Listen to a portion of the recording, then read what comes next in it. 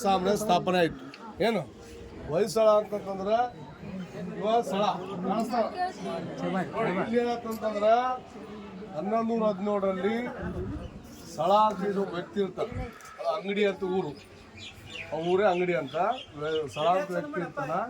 ಆ ಸ್ಥಳ ವ್ಯಕ್ತಿ ಏನು ಮಾಡ್ತಾರೆ ಅಂತಂದ್ರೆ ನೋಡಿ ಜೈನ ಮುನಿಗಳು, ವಾಸವದತ್ತ ಮುನಿಗಳು ಅಂತ ಅಲ್ಲಿ ಏನು ಮಾಡ್ತಿರ್ತಾನೆ, ಈ ಸ್ಥಳ ಶಿಷ್ಯನಾಗಿ ಕೆಲಸ ಮಾಡ್ತಿರ್ತಾರೆ. ಶಿಷ್ಯನಾಗಿ ಅಲ್ಲಿ ಒಂದು ಆಶ್ರಮ ಇರ್ತಾರೆ. ಅವಾಗ ಏನಾಗ್ತಂದ್ರೆ ವಾಸವದತ್ತ ಮುನಿಗಳು ಎಲ್ಲ ಮಕ್ಕಳಿಗೆ ವಿದ್ಯಾದಾನವನ್ನು ಮಾಡ್ತಿರ್ತಾರೆ. ಇಲ್ಲ ಕಾಡಲ್ಲಿ ಅವಾಗ ಏನಾಗ್ತಿರ್ತಂದ್ರೆ ಆಶ್ರಮ ಅಂತಿತ್ತು. ಆಶ್ರಮದಾಗ ಏನು ಮಾಡ್ತಿದ್ರು, ವಿದ್ಯಾದಾನ ಮಾಡ್ತಿದ್ರು. ಅವಾಗ ಏನಾಗ್ತದ ಅಂಥ ಟೈಮಲ್ಲಿ ಊರಿಗೆ ಒಂದು ಇಡೀ ನುಗ್ತವೆ, ಎಲ್ಲರ ಮೇಲೆ ಅಟ್ಯಾಕ್ ಮಾಡ್ತವೆ. ಇಡೀ ಮಾಡಿ ನಂತರ ಏನು ಮಾಡ್ತಂತಂದರೆ ಈ ಒಂದು ಆಶ್ರಮದ ಮೇಲೆ ಕೂಡ ಅಟ್ಯಾಕ್ ಮಾಡೋಕ್ಕೆ ಬರ್ತದೆ. ಅವಾಗ ನೋಡಿ ವಾಸವದತ್ತ ಮುನಿಗಳು ಏನು ಮಾಡಿರ್ತಾರೆ, ಜೈನ ಮುನಿಗಳು ವಿದ್ಯಾದಾನ ಮಾಡಬೇಕಾದ್ರೆ ಅಲ್ಲಿ ಹುಲಿ ಬಂದ್ಬಿಡ್ತವೆ. ಎಲ್ಲ ಅಲ್ಲಿರೋ ಮಕ್ಕಳು ಅಂಜಿಬಿಡ್ತಾವೆ. ಅಂಜಿ ಆ ವಾಸವದತ್ತ ಗುರುಗಳಿಂದ ನಿಂತ್ಕೊಂಡ್ರೆ ಆಮೇಲೆ ಏನು ಮಾಡ್ತಾನೆ, ಇವು ಏನು ಮಾಡೋದು ತಿಳಿಯಾಗಲ್ಲ. ಅಲ್ಲೇ ಜೋರಾಗಿ ಸಳ ಬಾ ಅಂತ ಕೂಗ್ತಾನೆ. ಅವಾಗ ಸಳ ಪೂಜೆ ಮಾಡ್ತಿರ್ತಾನೆ. ಬಟ್ ಅವಾಗ ಓಡಿ ಬಂದು ಅವಾಗ ನೋಡ್ತಾನೆ, ಅಲ್ಲಿ ಎದುರುಗಡೆ ಹುಲಿ ನಿಂತಿರ್ತಾರೆ. ಇನ್ನೇನು ಗುರುಗಳ ಮೇಲೆ ಅಟ್ಯಾಕ್ ಮಾಡ್ಬೇಕಂದಾಗ ಅಡ್ಡ ಬಂದು ಆ ಹುಲಿಗಳ ಜೊತೆ ಹೋರಾಡ್ತಾನೆ. ಹೋರಾಡೋದ್ರ ಜೊತೆ ಭಾಳ ಎಲ್ಲ ಮೈಯೆಲ್ಲ ರಕ್ತ ಆಗಿರ್ತದೆ. ಅವಾಗ ಏನು ಮಾಡ್ತಾನೆ, ಆ ವಾಸವದತ್ತ ಮುನಿಗಳು ಅಲ್ಲಿ ಒಂದು ಚಾಕು ಇರ್ತದೆ.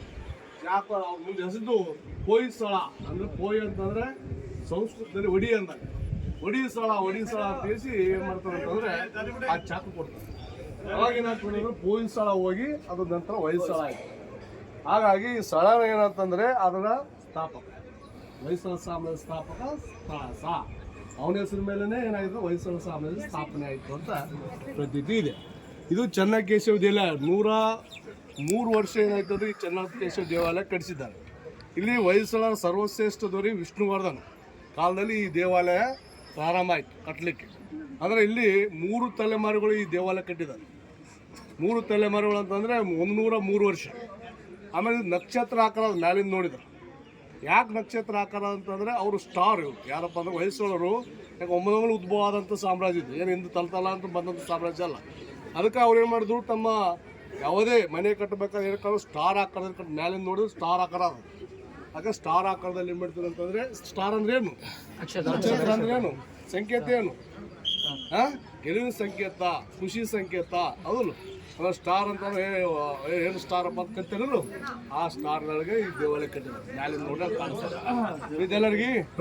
ಎಲ್ಲ ಬಳಪದ ಕಲ್ಲುಗಳು ಇಷ್ಟು ಸೂಕ್ಷ್ಮ ಕೆತ್ತನೆ ಮಾಡಿರೋ. ಇದ್ರ ನೋಡಿ ಏನು ಮಾಡ್ತಾರೆ ಅಂದ್ರೆ, ದೇಶ ವಿದೇಶದವ್ರು ಇದ್ರ ಫೋಟೋ ಹೊಡ್ಕೊಂಡು ಈಗಲೂ ಕೂಡ ಆಭರಣ ತಯಾರು ಮಾಡ್ತಾರೆ ನೋಡ್ರಿ. ಇವನ್ನೇ ಎಲ್ಲ ಬಳಸ್ತಾರೆ ನೋಡಿ. ಎಷ್ಟು ನೈಸ್ ಕೆತ್ತನೆ ಮಾಡಿದ್ರು, ಕಾಣಿಸ್ತಾ. ಒಳಕ ಏನಾದ ಕೈ ಹಾಕ್ತಾವೆ, ಕೈ ಹಿಡಿಬೋದು. ಒಂದೇ ಕಲ್ಲಲ್ಲಿ ಇದು ಇಷ್ಟೆಲ್ಲ ಮಾಡಿದ್ದು. 103 ವರ್ಷಗಳ ಒಂದು ದೇವಾಲಯ ಕಟ್ತಾರೆ ಅಂತಂದರೆ ಎಷ್ಟು ಕಷ್ಟಪಟ್ಟರು. ನಾನು ಮಾಡ್ತೀವಿ 5 ನಿಮಿಷದಾಗ ನೋಡಿ ನೆನಪ ಕಲ್ಲು ಅಂತ ಅನ್ಕೊಂಡು. ಪಾಪ 103 ವರ್ಷದ ಶ್ರಮ ಅದು. 3 ತಲೆಮಾರುಗಳು ಏನಪ್ಪ ಅಂತಂದರೆ ಕೆಲಸ ಮಾಡಿದ್ದಾರೆ. ಇಲ್ಲಿ 1000ಕ್ಕಿಂತ ಶಿಲ್ಪಿಗಾರರು ಹೆಚ್ಚಿಗೆ ಇಲ್ಲಿ ಕೆಲಸ ಮಾಡಿದ್ದಾರೆ. ಇದೆಲ್ಲರಿಗೆ ಇಲ್ಲಿ ನೋಡ್ರಿ, ಸಿನಿಮಾಗಳು ವಿಷ್ಣುವರ್ಧನ್ದು ಯಾವುದು ಸೂರ್ಯವಂಶ, ಆಮೇಲೆ ಮತ್ತೆ ನೆಕ್ಸ್ಟ್ ಯಾವುದು ಶ್ರೀನಾಥ ಹೌದು ಅದೊಂದು ಟೆಂಪಲ್, ಇದೊಂದು ಟೆಂಪಲ್. ಆಮೇಲೆ ಇದೊಂದು ಕಂಬನಿದ್ದು ಕಾಣಿಸ್ತಿದ್ದು, ಇದು ಕಂಬ.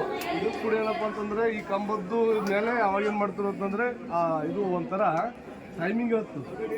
ಟೈಮ್ ಗಡಿಯಾರ ಟೈಮ್ ಇರೋಲ್ಲ, ಆ ಟೈಮಿಂಗ್ ಹೇಳ್ತದೆ. ಆಮೇಲೆ ಇದು ಈ ಕಂಬಕ್ಕೆ ಯಾವುದೇ ಆಧಾರ ಇಲ್ಲ, ಸಿಮೆಂಟ್ ಗಿಮೆಂಟ್ ಇಲ್ಲ, ಹಿಂಗೆ ಇರ್ತದೆ. ಅದಂದ್ರೆ ಇದು ಈ ಕಂಬ ನಿಂತಿದೆ ನೋಡ್ರಿ, ಕಾಸು ನಿಮ್ಗೆ ಕೆಳಗೆ ಏನೂ ಆಧಾರ ಇಲ್ಲ ಅದಕ್ಕೆ. ಅಂದರೆ ಅದೊಂದು ನಿಲ್ಲಿಸೋದು ಒಂದು ಕಲೆ. ಯಾಕಂದ್ರೆ ಸ್ವಲ್ಪ ಇಷ್ಟು ಕ್ರಾಸ್ ಐತೆ ಅಂತ ಬಿದ್ದು ಬಿಡ್ತದೆ. ಅಂದರೆ ಭಾಳ ಸೂಕ್ಷ್ಮ ಕೆತ್ತನೆ ಕೆಲಸ.